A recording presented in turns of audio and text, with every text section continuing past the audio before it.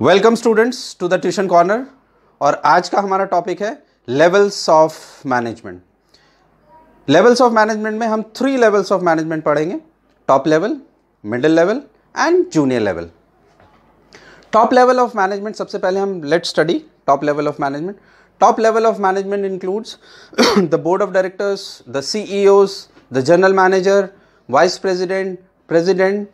ये वो लोग हैं जो अपनी प्लानिंग करते हैं, जो ये स्ट्रैटेजीज डिज़ाइन करते हैं कि हमें बेटर और ऑर्गेनाइजेशन ग्रोथ के लिए क्या करना चाहिए। क्या ध्यान में रखते हैं? बाहर के एक्सटर्नल एनवायरनमेंट को, अंदर के एनवायरनमेंट को ध्यान में रखते हुए, गवर्नमेंट पॉलिसीज़ को ध्यान में रखते हुए स्ट्रैटेजिक चेंजेस करने पड़ते हैं। और ये जो चेंजेस करते हैं वो अपनी जो वर्कफोर्स है, अपनी जो स्ट्रेंथ और वीकनेस है, उसको ध्यान में रखते हुए करते हैं। जनरली होता क्या है कि किसी ऑर्गेनाइजेशन के पास वो टेक्निकली बड़ी साउंड होगी, किसी के पास फाइनेंशियल रिसोर्सेज बहुत अच्छे होंगे, किसी के पास मैन पावर बहुत अच्छा होगा, लेकिन किसी ऑर्गेनाइजेशन के पास इनमें से कोई चीज़ लैकिंग होगी। तो वो इस चीज़ को ध्यान में रखते हुए अपनी पॉलिसीज़ बनाते हैं। स्ट्रैटेजीज़ वो बनाएंगे, पॉलिसीज़ वो बनाएंगे, क्या करना है, अगला उनका क्या गोल है, अगले 4 साल 5 साल में ऑर्गेनाइजेशन कहाँ जाना चाहती है। ये टॉप लेवल मैनेजमेंट के काम होते हैं। नेक्स्ट आइए middle level management. Middle level management को जनरली कहा जाता है it is like a sandwich. Sandwich आप समझते हैं ना, सैंडविच बनता है ना, एक ब्रेड ऊपर होती है, फिर एक नीचे होती है और बीच में कुछ you put in some stuff. क्योंकि मिडिल लेवल मैनेजमेंट का काम है जो टॉप लेवल के जितने भी ऑर्डर्स होते हैं, जितने भी पॉलिसीज़ होती हैं, उनको इम्प्लीमेंट कराना है। और करेगा कौन? वो कराना है लोअर लेवल ऑफ मैनेजमेंट से। अब ये मिडिल लेवल ऑफ मैनेजमेंट में कौन होता है? Generally head of the department, senior लोग होते हैं जो डिपार्टमेंट्स को हेड करते हैं।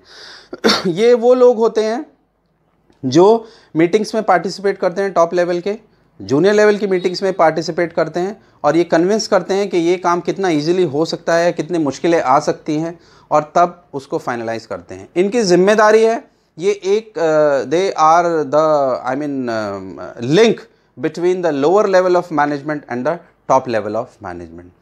जो ऑर्डर्स आ रहे हैं टॉप लेवल ऑफ मैनेजमेंट से, वो ये नीचे सर्कुलेट करते हैं, और जो नीचे से जो रिक्वेस्ट चलती हैं या कोई और प्रॉब्लम्स आती हैं, ग्रीवियंसेस आती हैं, ये सर्कुलेट करते हैं वो टॉप लेवल ऑफ मैनेजमेंट में।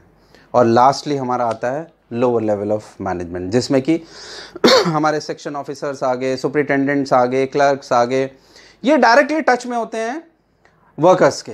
वर्कर्स की बहुत सारी प्रॉब्लम्स होती हैं जो शायद कई बार ऐसा होता है बहुत सारे ऑर्गेनाइजेशन में टॉप मैनेजमेंट अवेयर नहीं होता है। जिस ऑर्गेनाइजेशन में टॉप मैनेजमेंट को ये नहीं मालूम है कि मेरे ग्रास रूट लेवल पे क्या चल रहा है, क्या हो रहा है, यानी नीचे की जो कम्युनिकेशन है, आपने पढ़ा होगा कम्युनिकेशन एक subject, upward communication, downward communication. अगर अपवर्ड और डाउनवर्ड कम्युनिकेशन वहाँ नहीं हो रही है, नीचे से उनकी समस्याएं ऊपर नहीं जा रही है, तो समझ लीजिए कि वो ऑर्गेनाइजेशन सक्सेसफुल नहीं हो सकता। हो सकता है मिडिल लेवल ऑफ मैनेजमेंट की तरफ से कई बार रोक लिया जाता है।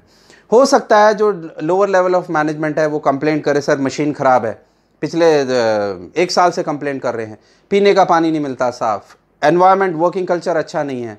ये सारी चीज़ें ऊपर जानी चाहिए अगर इफेक्टिव मैनेजमेंट होगा तो। ये जो लोअर लेवल ऑफ मैनेजमेंट है, मैंने आपको बताया डायरेक्टली टच में है वर्कर्स के, तो वर्कर्स के ग्रीवेंसेस को सॉल्व करना, उनका मोरल बना के रखना, उनको मोटिवेट करना, ये इनका बड़ा इंपॉर्टेंट काम होता है। But it is not easy.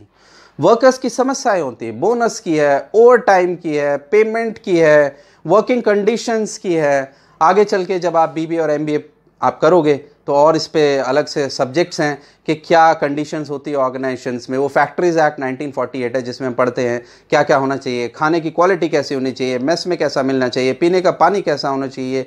Even यहाँ तक भी रूल्स हैं कि what should be the quality of the working condition जो वहाँ पे है। आपको फ़ैन मिल रहा है, चेयर मिल रही है, बैठने को मिल रहा है, अच्छा है, साफ़ सफाई होनी चाहिए।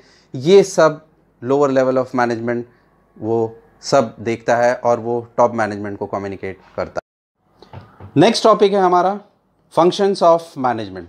फंक्शंस ऑफ मैनेजमेंट में planning, organising, staffing, directing and controlling.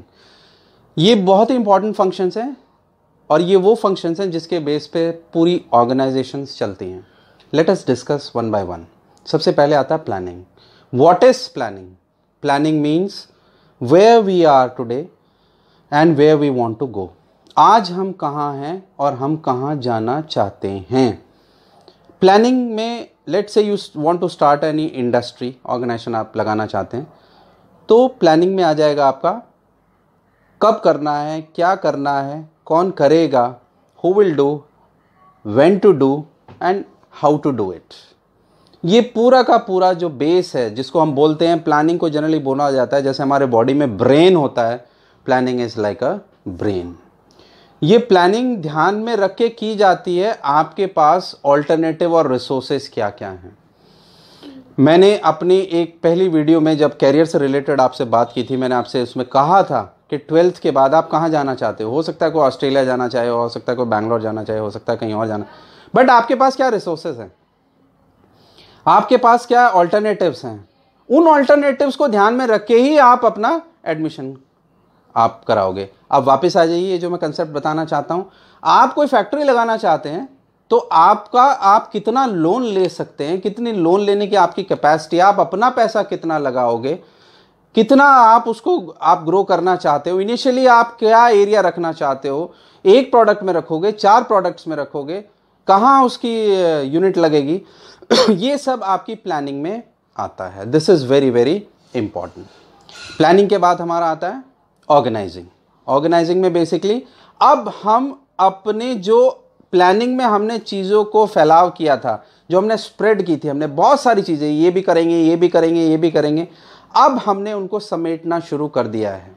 Let's say हमने, अब मैं वही एग्जांपल में कंटिन्यू करूंगा, हमें कोई फैक्ट्री लगानी है तो मैं अपने यहाँ क्या कितने डिपार्टमेंट्स रखूंगा, उन डिपार्टमेंट्स को फिर मैं एक नाम दूंगा, ये अकाउंट्स डिपार्टमेंट है, अकाउंट्स डिपार्टमेंट ये देखेगा, या मैं जनरली हो सकता है नाम दे दूं administration, admin department. Admin department में हो सकता है मैं अकाउंट्स को भी अटैच कर दूं, तो जो मैं बंदा अपॉइंट करूंगा वो एडमिन भी देखेगा और अकाउंट्स का भी होना चाहिए, प्लस हमारा सेल्स हो गया वो अलग देखेगा, एक फाइनेंस हो गया, मैं ये देखूंगा इनिशियली मेरा कॉस्ट ज़्यादा ना लगे और काम भी अच्छे से हो जाए, उसको हम बोलते हैं organise, to organise in an very effective manner. Next हमारा आता है स्टाफिंग। अब हमने ऑर्गेनाइज कर दिया। स्टाफिंग का मतलब क्या है? Recruitment, selection, training and development. ये है हमारा एचआर फंक्शन है, और जो लोग आगे चल के एमबीए करना चाहते हैं, स्पेशली आप एचआर में करना चाहते हो, ये बड़ा इंपॉर्टेंट फंक्शन है। स्टाफिंग में अब आपने डिपार्टमेंट्स बना लिए, अब आपको रिक्रूटमेंट करनी है, अब आपको लोगों को अपॉइंट करना है, right person for the right job. इस प्रिंसिपल के साथ हम इस फंक्शन में चलते हैं। एक कहावत है ना बहुत पुरानी, जिसका काम उसी को साजे और करे, तो मैं आगे नहीं बोलूँगा, वो आप खुद समझदार हैं। यानी जिसकी जो क्वालिफिकेशन है, जिसका जो एक्सपीरियंस है, जिसकी जो एक्सपर्टीज है, उसको वही काम देना चाहिए। ये आप रिक्रूटमेंट में देखेंगे जब आप इंटरव्यूज लोगे अपनी ऑर्गेनाइजेशन के लिए या किसी भी चीज़ के लिए। फिर आप ये देखोगे कि जब उसने काम करना शुरू किया, हो सकता है उसका एटीट्यूड बहुत अच्छा, बहुत ऑनेस्ट एम्प्लॉय है, लेकिन उसको काम करना नहीं आ रहा, तो आप उसको सपोर्ट करोगे, करना चाहिए, आप उसको मोटिवेट करोगे। किन स्किल्स में वो लैकिंग है, वो स्किल्स के लिए आप उसको ट्रेनिंग दो, वो ट्रेनिंग से आपका अच्छा काम करेगा, उसका भी फायदा होगा। और इसमें क्या आता है, उसके वेलफेयर का ध्यान रखिए। अगर आपका एम्प्लॉय आपके लिए अच्छा काम कर रहा है, आप उसको सैलरी अच्छी दीजिए, टाइम से सैलरी दीजिए उसको, उसकी वर्किंग कंडीशंस अच्छी होनी चाहिए, उसके ग्रीवेंसेस का ध्यान रखना चाहिए। This all comes in staffing. So planning, organising, staffing and then we have directing. ये मैं ये कहना चाहूँगा कि डायरेक्टिंग के बारे में कहा जाए, जैसे हमारे बॉडी में हार्ट होता है, डायरेक्टिंग भी वैसे ही होता है। Directing is directly associated with leadership quality. एक अच्छा लीडर, आप अगर अच्छे लीडर हैं तो आप अपने एम्प्लॉयज़ को आप उन्हें मोटिवेट रखोगे, उन्हें काम कैसे करना है आप पहले खुद करके बताओगे उन्हें। You will lead from the front.